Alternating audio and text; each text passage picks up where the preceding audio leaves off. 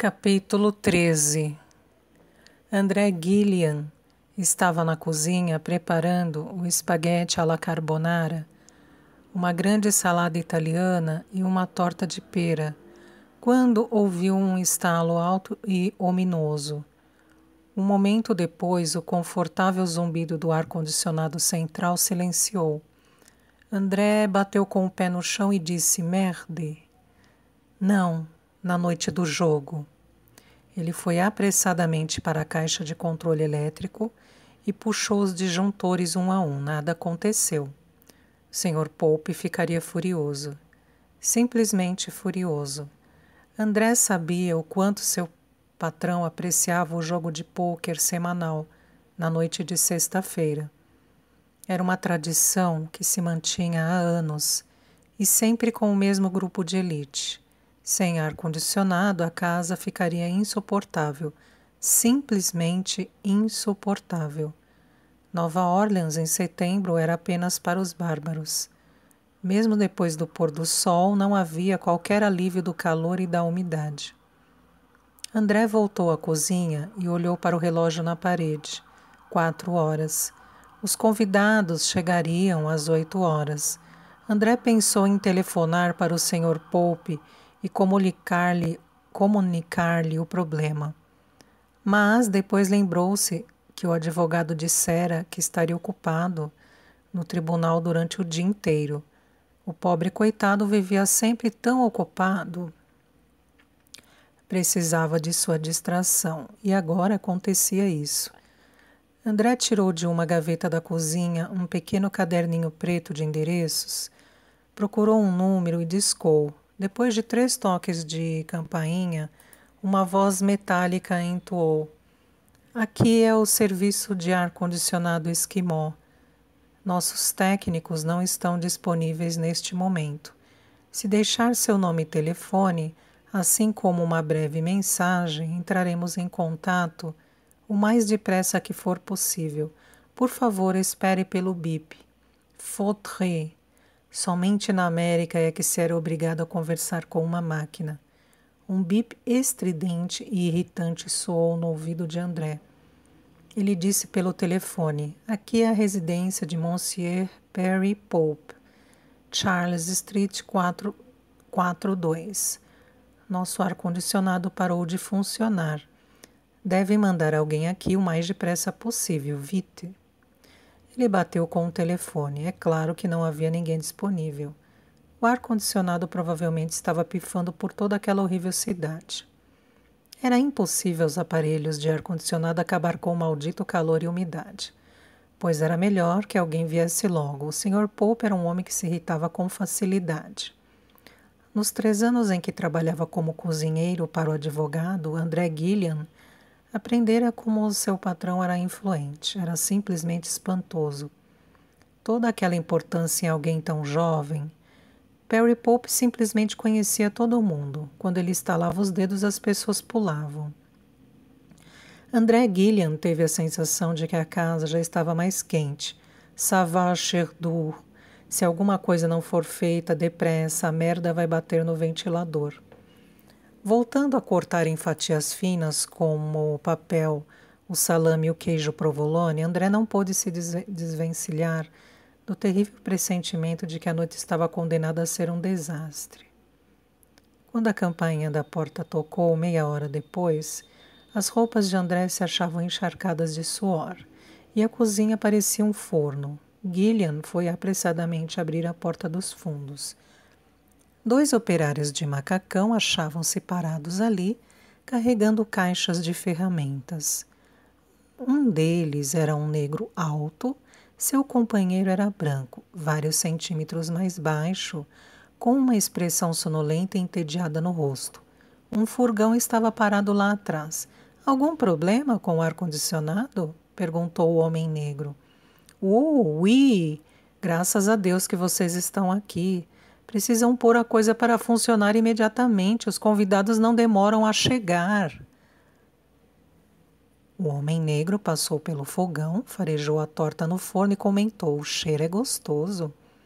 "Por favor", exortou Gillian, "façam alguma coisa." Vamos dar uma olhada no aparelho, disse o homem baixo. Onde fica? Por aqui. André levou-os por um corredor até a sala em que estava a unidade de ar-condicionado. Esta é uma boa unidade, Ralph, disse o homem negro a seu companheiro. Tem razão, Al. Não fazem mais com essa qualidade. Mas então por que não está funcionando, pelo amor de Deus? Perguntou Gillian.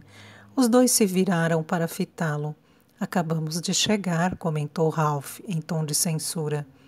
Ele ajoelhou-se e abriu uma portinhola na base da unidade. Pegou uma lanterna, deitou-se de barriga e espiou o interior. Levantou-se depois de um momento. O problema não é aqui.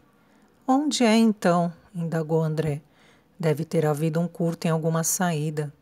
E provavelmente parou todo o sistema. Quantas são as saídas de ar-condicionado? Cada cômodo tem uma, deixe-me ver. Deve haver pelo menos 9. Provavelmente é esse o problema, excesso de carga. Vamos dar uma olhada. Os três voltaram pelo corredor. Ao passarem pela sala de estar, Al disse, é um bonito lugar o que o Sr. Pope tem aqui. A sala de estar era decorada com requinte, com muitas antiguidades autênticas, que valiam uma fortuna. O assoalho era coberto por tapetes persas de cores suaves. À esquerda ficava uma ala de jantar grande e formal. À direita, outra sala, com uma mesa de jogo grande no centro. Num canto dessa sala havia uma mesa redonda, já posta para o jantar. Os dois técnicos entraram ali. Al iluminou com a lanterna a saída do ar-condicionado no alto da parede. Ele olhou para o teto por cima da mesa de jogo. O que tem acima desta sala? O sótão. Vamos dar uma olhada. Os técnicos seguiram André para o sótão comprido, de teto baixo, empoeirado e com muitas teias de aranha. Al encaminhou-se para uma caixa elétrica na parede, examinou o emaranhado de fios. Ah! Descobriu alguma coisa? Indagou André ansiosamente. Problema de condensador é a umidade. Devemos ter recebido uma centena de chamadas esta semana. Entrou em curto. Teremos de substituir o condensador. Oh, Deus! Vai demorar muito? Não, temos um condensador novo no carro. Por favor, apressem-se, suplicou André. O Sr. Pope estará em casa daqui a pouco. Deixe tudo com a gente, disse Al. De volta à cozinha, André confidenciou. Preciso terminar de preparar o molho da salada. Podem encontrar sozinhos o caminho de volta ao sótão. Al levantou a mão. Não se preocupe, companheiro. Cuide do seu trabalho e nós cuidaremos do nosso. Obrigado, muito obrigado. André observou os homens saírem para o furgão e voltarem um instante depois com 2 bolsas grandes de lona. Se precisarem de alguma coisa, disse ele, basta me chamarem. Está certo. Os técnicos subiram a escada e André voltou à cozinha. Chegando ao sótão, Ralph e Al abriram as bolsas de lona e removeram uma pequena cadeira dobrável de acampamento, uma perfuradora com broca de aço, uma bandeja com sanduíches, 2 latas de cerveja, um binóculo Zeiss 12x40 para observar objetos distantes com pouca claridade e 2 hamsters vivos, que haviam sido injetados com 3/4 de miligrama de promazine acetífica. Os 2 homens se puseram a trabalhar. A velha Ernestine ficará orgulhosa de mim, comentou Al, com uma risadinha. A princípio, Al resistira obstinadamente à ideia. Deve ter perdido o juízo, mulher. Não vou me meter com Perry Pope. O cara vai me dar uma porrada tão forte que nunca mais verei a luz do dia. Não precisa se preocupar com ele. O cara nunca mais tornará a sacanear ninguém. Os 2 se encontravam nus na cama de água no apartamento de Ernestine. Afinal, meu bem, o que está ganhando com esse negócio? Perguntou Al. Ele é um filho da... Ora, querida, o mundo está cheio de filhos da... Mas você não passa a vida cortando os colhões dele. Tem razão, estou fazendo isso por uma amiga. Tracy? Exatamente. Oh, gostava de Tracy. Haviam jantado juntos no dia em que ela saíra da prisão. Ela é uma dona de classe, admitiu All. Mas por que estamos arriscando nossos pescoços por ela? Porque se não a ajudarmos, ela terá de arrumar alguém que não é tão bom quanto você nem de longe. E se a apanharem, será despachada de volta à prisão. All sentou na cama e olhou para Ernestine curioso. Isso significa tanto para você? Significa sim, querido. Ela nunca poderia fazê-lo compreender. Mas a verdade pura e simples era que Ernestine não podia suportar a ideia de Tracy voltar à prisão e ficar à mercê de Big Bertha. E não era apenas com Tracy que Ernestine se preocupava, mas também consigo mesma. Assumira o papel de protetora de Tracy, e se Big Bertha pusesse as mãos nela, seria uma derrota para a própria Ernestine. E por isso ela acrescentou, e significa muito. Fará isso por mim? Não dá para fazer sozinho, resmungou All. E Ernestine compreendeu que vencera. Ela começou a mordiscar seu caminho pelo corpo comprido e esguio de All, murmurando: o velho Ralph não deverá ser libertado dentro de poucos dias? Eram 6:30 quando os dois homens voltaram à cozinha de André, cobertos de suor e poeira. Está consertado? Indagou André ansiosamente. Não foi fácil, informou All. O que tem aqui é um condensador de um dispositivo AC/DC que... Não se preocupe com isso, interrompeu André impacientemente. Deram um jeito? Claro, está tudo consertado. Em 5 minutos voltará a funcionar como se estivesse novo. Formidable. Se deixarem a conta na mesa da cozinha. Ralph sacudiu a cabeça. Não se preocupe com isso. A companhia mandará a conta depois. Abençoados sejam vocês dois. Au revoir. André observou os dois homens saírem pela porta dos fundos, carregando as bolsas de lona. Fora de vista, eles contornaram o pátio e foram abrir a caixa que alojava o condensador externo da unidade de ar-condicionado. Ralph segurou a lanterna enquanto All religava os fios que soltara 2 horas antes. A unidade de ar-condicionado voltou a funcionar imediatamente. All anotou o número do telefone na etiqueta presa no condensador. Pouco depois fez a ligação. Ao ouvir a mensagem gravada do serviço de ar-condicionado Esquimó, All disse: aqui é da residência de Perry Pope, na Charles Street 42. Nosso ar-condicionado está funcionando direito agora, não precisam mais mandar alguém. Obrigado.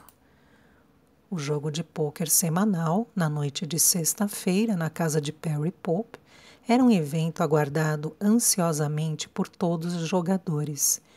Era sempre o mesmo grupo seleto: Anthony Orsatti, Joe Romano, juiz Henry Lawrence, um vereador, um senador estadual e o anfitrião. As apostas eram altas, a comida sensacional e a companhia representava o poder. Perry Pope se achava em seu quarto vestindo uma calça branca de seda e uma camisa que combinava. Cantarolava feliz pensando na noite pela frente. Estava numa maré vencedora ultimamente. Na verdade, toda a minha vida é uma grande maré vencedora, pensou ele. Se alguém precisava de um favor judicial em Nova Orleans, Perry Pope era o advogado que devia procurar. Seu poder derivava das ligações com a família Orsatti. Era conhecido como o arrumador e podia dar um jeito em qualquer coisa, de uma multa de trânsito a uma acusação de tráfico de tóxicos ou de homicídio. A vida era boa. Anthony Orsatti chegou com um convidado e anunciou: Joe Romano não estará mais jogando conosco. Todos vocês conhecem o inspetor Newhouse. Os homens trocaram apertos de mão. Os drinks estão no aparador, informou Perry Pope, e teremos uma ceia mais tarde. Por que não entramos logo em ação? Os homens ocuparam seus lugares habituais em torno da mesa de feltro verde. Orsatti apontou para a cadeira vazia de Joe Romano e disse ao inspetor Newhouse: aquele será o seu lugar daqui por diante, Mel. Enquanto um dos homens abria os baralhos novos, Pope começou a distribuir as fichas. Ele explicou ao inspetor Newhouse: as fichas pretas valem $5, as vermelhas 10, as azuis 50 e as brancas 100. Cada homem começa comprando $500 de fichas. Jogamos o pôquer à escolha de quem dá as cartas, com 3 aumentos. Está ótimo para mim, comentou o inspetor. Anthony Orsatti parecia de mau humor. Vamos começar logo de uma vez. Sua voz era um sussurro estrangulado, o que não constituía um bom sinal. Perry Pope daria muito para saber o que acontecera com Joe Romano, mas a experiência lhe dizia que era melhor não levantar o assunto. Orsatti falaria com ele a esse respeito, quando achasse que o momento era oportuno. Os pensamentos de Orsatti eram sombrios. Fui como um pai para Joe Romano, confiei nele, promovi-o a meu lugar tenente. E o filho me apunhalou pelas costas. E se aquela francesa maluca não tivesse me telefonado, ele poderia escapar impune. Mas agora nunca mais escapará de coisa alguma. Não onde está. Se ele é tão esperto, que trate de ir com os peixes lá embaixo. Tony, você entra ou passa? Anthony Orsatti tornou a concentrar sua atenção no jogo. Enormes quantias haviam sido ganhas e perdidas naquela mesa. Anthony Orsatti sempre ficava aborrecido ao perder, embora isso nada tivesse a ver com dinheiro. Ele não podia suportar estar no lado perdedor de qualquer coisa. Pensava em si mesmo como um vencedor natural. Somente os vencedores ascendiam à sua posição na vida. Nas últimas 6 semanas, Perry Pope estava numa maré vencedora e, naquela noite, Anthony Orsatti queria rompê-lo de qualquer maneira. Como a variedade de pôquer era determinada por quem dava as cartas, cada um escolhia aquela em que se considerava mais forte. Jogavam o pôquer fechado comum, o stick, o canadense de 5 e 7 cartas.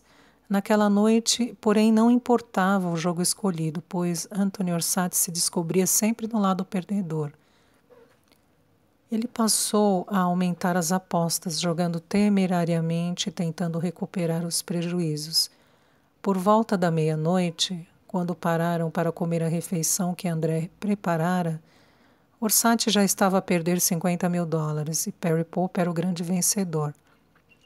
A comida estava deliciosa. Geralmente, Anthony Orsatti gostava da refeição prática à meia-noite. Naquele dia, no entanto, ele ansiava em voltar à mesa. Não está comendo, Tony, comentou Perry Pope. Não sinto fome. Orsatti pegou o bule de prata com o café ao seu lado, encheu uma xícara de porcelana Harrend e sentou à mesa de pôquer. Ficou observando os outros comerem, desejando que se apressassem. Estava impaciente em recuperar seu dinheiro. Quando começou a mexer o café, uma pequena partícula caiu na xícara. Com repugnância, Orsatti removeu a partícula com a colher e examinou-a. Parecia um pedaço de reboco. Ele levantou os olhos para o teto e, nesse instante, alguma coisa bateu em sua testa. E percebeu subitamente um ruído de correria por cima. — Que diabo está acontecendo lá em cima? Indagou Anthony Orsatti. Perry Pope estava no meio de uma piada que contava ao inspetor Newhouse. — Desculpe, mas o que foi mesmo que disse, Tony? O barulho de correria era mais perceptível agora. Fragmentos de reboco se despejavam sobre o feltro verde. — A impressão é de que são camundongos, disse o senador. — Não nesta casa, protestou Perry Pope indignado. — Mas com toda certeza tem alguma coisa, resmungou Orsatti. Um pedaço maior de reboco caiu sobre o feltro verde da mesa. — Terei de mandar André cuidar disso, declarou Pope. Se todos já terminaram de comer, por que não voltamos ao jogo? Anthony Orsatti olhava fixamente para um pequeno buraco no teto, bem por cima de sua cabeça. — Espere um pouco. Vamos primeiro dar uma olhada lá em cima. — Para quê, Tony? André pode... Orsatti já se levantara e se encaminhava para a escada. Os outros se entreolharam por um instante e depois partiram atrás dele. Provavelmente um esquilo entrou no sótão, sugeriu Perry Pope. Eles estão por toda parte nesta época do ano, provavelmente escondendo as suas nozes para o inverno. Ele riu de sua piada. Quando chegaram ao sótão, Anthony Orsatti abriu a porta bruscamente. Perry Pope acendeu a luz. Vislumbraram 2 hamster brancos correndo freneticamente de um lado para outro. Santo Deus! Exclamou Perry Pope. Tenho ratos no meu sótão. Anthony Orsatti não estava prestando atenção. Olhava fixamente para o meio do sótão. Havia ali uma cadeira dobrável de acampamento, com uma bandeja de sanduíches por cima e 2 latas de cerveja. Havia um binóculo no chão ao lado. Orsatti adiantou-se, pegou os objetos um a um, examinando-os cuidadosamente. Depois ficou de joelhos no chão empoeirado, removeu o pequeno cilindro de madeira que escondia um buraco perfurado no teto. Encostou o olho nesse buraco. A mesa de jogo era claramente visível por baixo. Perry Pope estava parado no meio do sótão atordoado. Quem trouxe todas essas porcarias aqui para cima? André vai se ver comigo por causa disso. Orsatti levantou-se lentamente e limpou a poeira das calças. Perry Pope baixou os olhos para o chão. Olhem só, exclamou ele. Deixaram um buraco no chão. Os operários atuais não valem mais merda nenhuma. Ele agachou-se e deu uma espiada pelo buraco. O rosto empalideceu de repente.